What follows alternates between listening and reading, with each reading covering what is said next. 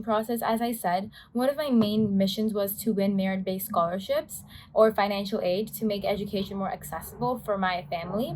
And I received 3 full rides at UNC Chapel, Boston College, and UT Dallas. And then I got a bunch of other scholarships that covered about half of my cost of attendance at other universities. Receiving 3 full rides in merit scholarship, not financial aid, is something that no one at my high school has really done before, but I was able to do it. Oftentimes, outside scholarships, institutional scholarships, and institutional financial aid sources are very exclusive to only US citizens. It was a lot of research and dedication to be able to achieve this. I will talk about effectively creating a college list, how to apply to these merit scholarships, what these very selective merit scholarships are looking for in their applicants, and how to actually win them, how to write your essays for these merit scholarships, and how to increase your chances of winning them. This video will be applicable for all students who are aiming for institutional merit scholarships. Here's my first tip that I personally found very helpful.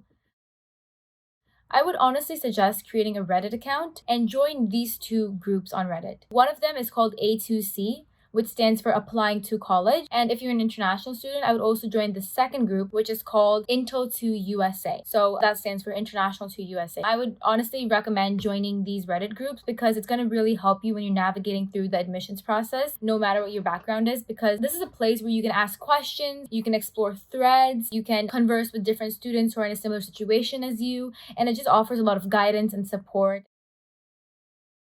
When I was on Reddit, I actually realized aid depends on if you're low, middle, or high income. If you're a high income or even middle income international student, it's very hard to secure financial aid. Therefore, if you are somewhat well off as an international student, I would recommend focusing on merit scholarships instead of financial aid. So financial aid is based on your family's personal financial situation. However, if you are middle class or if you're upper middle class or higher income and you apply for financial aid to make the process a little bit easier for your family, that does not sit right with them because they prefer to give financial aid to low-income students because they get the socioeconomic diversity. I heard this directly from an admission officer at Barnard College when I went to an information session. So I think it's very important that you realize that you should only apply for financial aid as an international applicant if you are low income. So merit scholarships have nothing to do with your family's financial situation. All the scholarships I won were merit-based. So merit means they award you based on your own accomplishments. They check your grades, your test scores, your extracurriculars, your essays, teacher recommendations, all of that.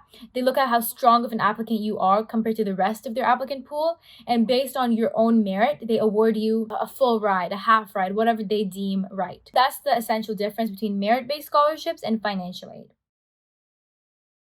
It's very important that you recognize the difference between need-aware universities and need-blind universities if you are deciding to apply for financial aid as an international applicant. Only 5 universities in the entire United States are actually need-blind for international students. These 5 universities include Harvard, Yale, Princeton, MIT, and Amherst College. Need blind means that if they're accepting you as an international student, they're not considering the financial perspective. They don't consider your ability to pay when they're accepting you. They accept you just based on your application. They don't care if you are asking for money or not. However, outside of these 5 universities that I mentioned, every single US university out there is need aware for international students. Need aware means that if you apply for financial aid, you have a significantly lower chance of receiving admission even to these universities because they have to give you financial aid and they're need aware. They're not need blind. They do consider this factor in your application when they're deciding to admit you or not. So that's an important thing to keep in mind. But if you are a domestic US citizen, a domestic student, then don't worry because most of these top universities are actually need blind for you. I believe about 100 universities in the United States are need blind for US citizens, so they don't consider your need when they're accepting or rejecting you. But if you're an international student, this changes significantly. So keep that in mind. However, there are some need-aware universities who are actually very generous with their aid. These universities include Dartmouth College. I received an email from Dartmouth that said that over 50% of international students actually receive financial aid assistance from Dartmouth. So definitely apply there if you're looking for financial aid as an international applicant. And then Vanderbilt is fairly generous. Columbia University is generous, and University of Chicago. So these schools are technically need-aware, but they're still very generous with their aid giving. However, it's very important that you are low or middle income if you are applying for financial aid, because they would much rather admit a low income international student and give them a full ride than admit a high income or middle income international student and give them some money, because they have very limited financial funding. Even though they do offer it, they want to save it for low-income international kids who are going to bring social and economic diversity to their campus. And I heard from an admission officer, and that's why for middle-income kids that are international, I would recommend focusing on merit scholarships instead. All of the top-tier universities like the Ivies and Stanford and MIT, they only have need-based aid. For example, on Columbia University's website, they say our average financial aid package for international kids is $60,000. So they like to show off they're offering such a big financial aid package to international kids, and they're only able to do that when you're low income. So because of these things that are institutional needs, if the university is need aware, you should be low income if you're applying for aid to not decrease your chances too much. That's the difference between need aware and need blind universities.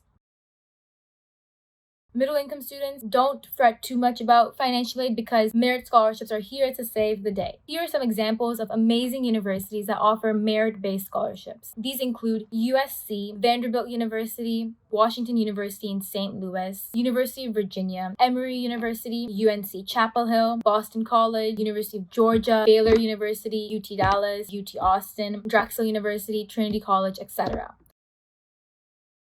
Keep in mind that a lot of these merit scholarships will have earlier application deadlines. USC's merit scholarship deadline is December 1st. That means you have to get all the documents, the recommendations in by December 1st to be considered for their merit-based scholarship. USC is a very popular one because they have a lot of different options if you're a talented student. If you're like in the top 1% of their application pool, they will automatically consider you for merit scholarships if you apply by December 1st. And these include the full tuition trustee scholarship, which covers all of your tuition. And then it also includes a half tuition scholarship and a quarter tuition scholarship. By the beginning of February, you will be notified via email if you have been selected for the next round of scholarships, which is the interview process. This would usually take place on USC's campus. They would invite you over for an interview round if you've been selected as a finalist for the scholarship. However, this year I do believe it was virtual. Vanderbilt has the Chancellor Scholarship, which covers full tuition based on your work with social justice and community service. And then Vanderbilt also has the Cornelius Vanderbilt Scholarship, which looks at your holistic profile, very strong grades and test scores and extracurricular, and that also covers full tuition. And for Vanderbilt University, your application would have to be due by December 1st if you're aiming for merit scholarships. For some of these state schools like UNC Chapel Hill, University of Georgia, etc., that offer merit scholarship, you should apply by the early action deadline. This tends to be October 15th for good state schools. So if you're aiming for scholarships at state schools, apply by October 15th. In general, it's always advisable to apply as early as you can if you're aiming for merit scholarships. In addition to these universities, some other top-tier universities like Rice University, Duke University, Johns Hopkins, and U Chicago will automatically consider you for merit scholarship just at the time you apply. So for these top schools like U Chicago, Johns Hopkins, Rice, apply by the normal deadline, which is January 1st, and you will be considered automatically for merit-based scholarships.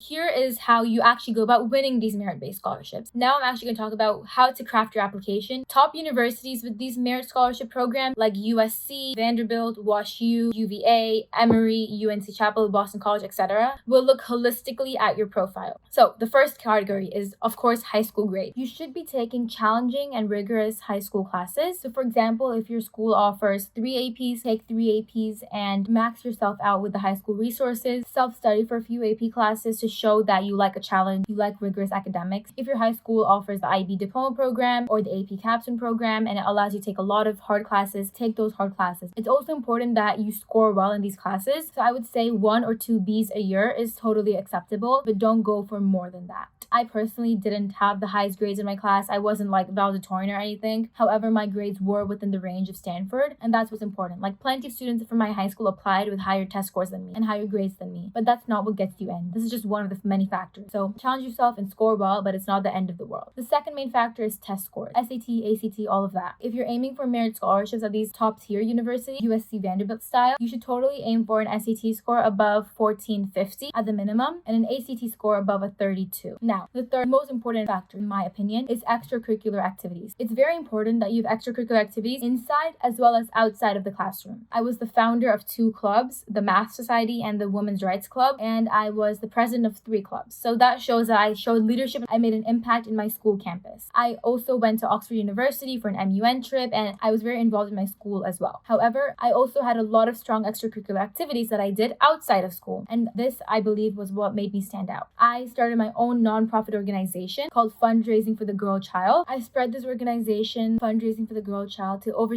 30 global chapters, and we made a lot of impact with my nonprofit. The mission was to combat the educational and economic gender gap, especially for rural girls' education, and we hosted empowerment webinars with invited UN executive speakers, and we had over 2,000 youth register from 41 countries. And then we also had our global group tutoring services, through which we were able to raise money to fund the education of 500 rural girls, and we had social media platforms through which we reached around 120,000 youth. I also published my own book on Amazon to raise money for the girls' education cause as well. I believe that this helped me stand out because it's not something everyone in my community was doing, and it fit in very well with my theme. This idea of theme is very important. At least 50% of your extracurricular activities should fit together to showcase a clear theme and passion. So for me, that was women's rights, women's economic empowerment, women's political empowerment. All of my extracurricular activities were centered around political activism, women's rights, human rights, and they all showed a clear passion and theme that I was able to elaborate on in my essays. So for example, my Common App essay, I talked about how the personal experiences in my life living in India and Saudi Arabia inspired me to start my own nonprofit organization to combat the issues that those in my communities were facing. And through this, I showed how I faced a problem, then I created a solution, and how I plan to continue this in university. In fact, when I had my interview for the full ride Boston College scholarship, the lady that was interviewing me, she told me that she loved my Common App essay, and she loved how there was a clear central theme and passion in my application that was very evident to her. So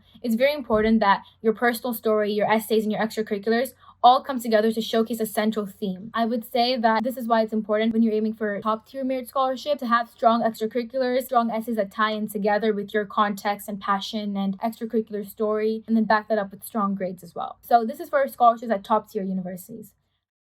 In conclusion, I would say some key takeaway points are the whole idea of need-aware versus need-blind universities when you're applying for financial aid as an international kid, as well as you should build a college list full of universities with merit scholarships. You are already going to be applying to target schools and safety schools, so why not make these schools ones that offer merit-based scholarships, right? You should also use online resources like Reddit, make a Reddit account, use YouTube, and of course, use Linkstory. We have so many wonderful mentors here, such as myself, who can help you with your essays. And remember that great stats are important, but you should also have a unique and impactful application, which really shows them your central theme and how your extracurriculars and essays and everything is tying in together to showcase your unique story for top tier merit scholarships. I hope you've enjoyed this class on merit-based scholarships. Please stay tuned for more with Linkstory. Thank you and bye.